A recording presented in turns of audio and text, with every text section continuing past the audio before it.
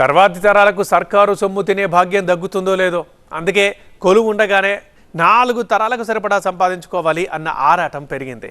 అడ్డదారులు తొక్కి అవినీతి గడ్డి మేసేవారు పెరిగిపోతున్నారు. రెడ్ హ్యాండెడ్గా దొరికిన వారి బీరువాలు తెరిచినా, లాకర్లు ఓపెన్ చేసినా కళ్ళు బైర్లు గమ్ముతున్నాయి. కోట్లకు కోట్ల ఆస్తులు బయటపడుతున్నాయి. మరి తెలంగాణలో కొన్ని ప్రభుత్వ శాఖల్లో అవినీతి విశ్వరూపం చూపిస్తోంది.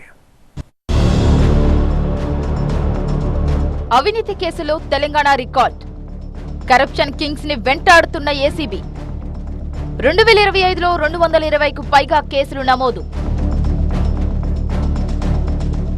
తెలంగాణ రాష్ట్రంలో కరప్షన్ కొత్త పుంతలు తొక్కుతోంది.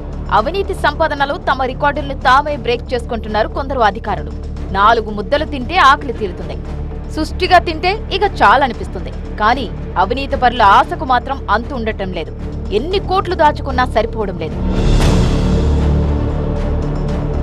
2024తో పోలిస్తే 2025లో అవినీతి పరులు పెరిగారు. మనం మాట్లాడుకునేది కేవలం ట్రాప్ అయిన కేసులే. సమాచారం అంది తనిఖీలు చేస్తేనే ఏడాదిలో 100 కేసులు పెరిగాయి. 150 మందికి పైగానే ప్రభుత్వ ఉద్యోగులు అరెస్ట్ అయ్యారు. వీరిలో లంచం పుచ్చుకుంటూ రెడ్ హ్యాండెడ్ గా దొరికిన కేసులే ఎక్కువ. ట్రాప్ కేసుల్లో 24 లక్షల పైగా లంచం స్వాధీనం చేసుకున్నారు. మరోవైపు ఆదాయానికి మించిన ఆస్తుల కేసులు కూడా ఈ ఏడాది గణనీయంగా పెరిగాయి. 2024లో 152 కేసుల్లో 223 ఉద్యోగులను అవినీతి నిరోధక శాఖ అరెస్టు చేసింది. ఈ ఏడాది ఇప్పటి వరకు తెలంగాణ ఏసీబీ 220కు పైగా కేసులను నమోదు చేసింది. ఈ ఏడాది కేసుల సంఖ్య మాత్రమే కాకుండా దాడుల తీవ్రత కూడా పెరిగినట్టు అధికార వర్గాలు చెబుతున్నాయి. అత్యధికంగా ఇరిగేషన్, రెవెన్యూ శాఖల అధికారులు ఏసీబీ వలలో చిక్కడం విశేషం. కీలక శాఖల్లో పనిచేస్తున్న అధికారులు లంచాలకు అలవాటు పడటంపై ఏసీబీ ప్రత్యేకంగా దృష్టి సారించినట్టు తెలుస్తోంది. చెక్ పోస్టులు తీసేసినా, సిబ్బందిపై నిఘా పెంచినా రవాణా శాఖలో అవినీతి ఆగడం లేదు.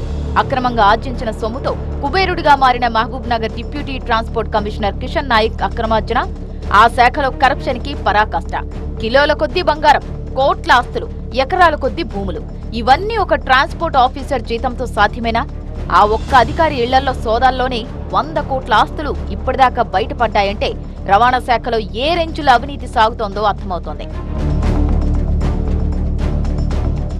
ఆ మధ్య మెదక్ జిల్లాలో ఓ ఎస్ఐని ఏసీబీ పట్టుకుంటే ప్రజలు బాణాసంచా కాల్చి పండగ చేసుకున్నారు.